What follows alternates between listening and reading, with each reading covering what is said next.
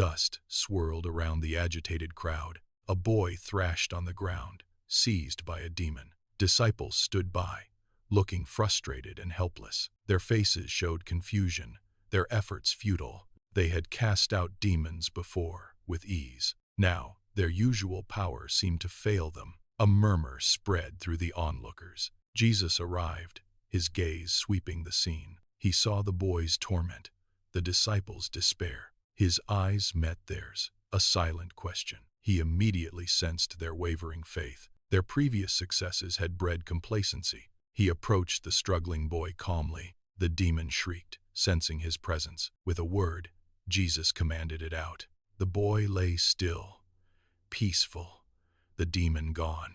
The crowd gasped, then erupted in awe. The disciples watched, humbled and astonished. Jesus turned to them, his expression gentle. He didn't reprimand, but sought to teach. "Why could we not cast it out?" one asked.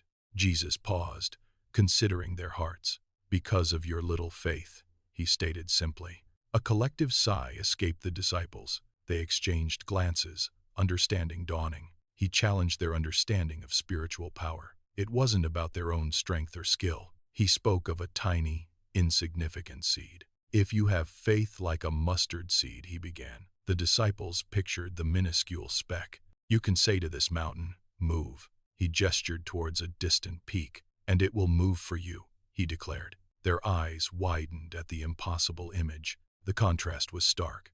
Tiny seed, massive mountain. He wasn't speaking of physical relocation, but of overcoming insurmountable obstacles. The size of faith was less important. Its quality and object were paramount. Trust in God, not in their own abilities. This was the profound truth he revealed.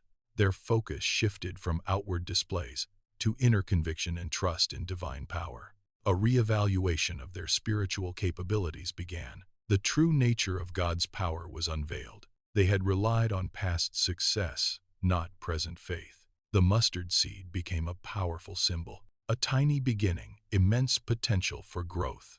Their perspective on miracles was challenged. They started to grasp the lesson's depth. The disciples pondered his words silently. A new understanding began to take root. It wasn't about the quantity of faith, but the unwavering belief in God's power. Even a small amount of true faith was potent, capable of moving metaphorical mountains. They realized their error, self-reliance.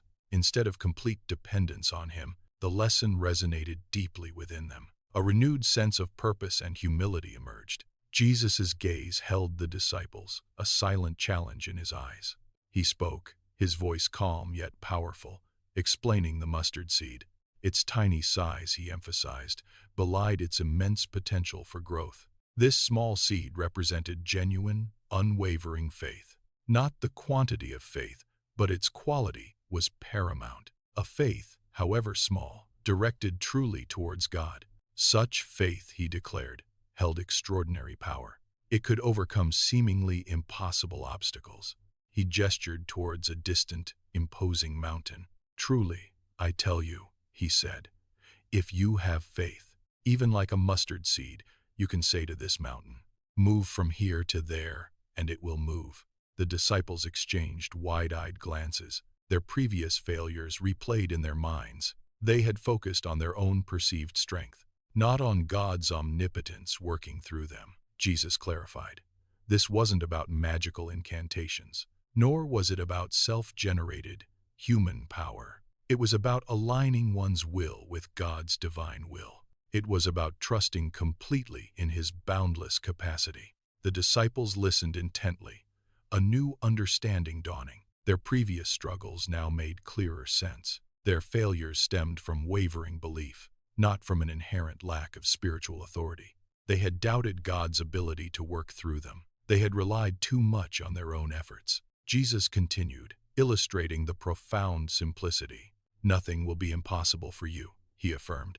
A quiet awe settled over the group. The weight of their frustration began to lift. A renewed sense of hope sparked in their eyes. They began to grasp the true nature of divine power. It wasn't a force they commanded, but one they channeled through an unwavering, genuine connection to God. The smallest faith, when true, was enough.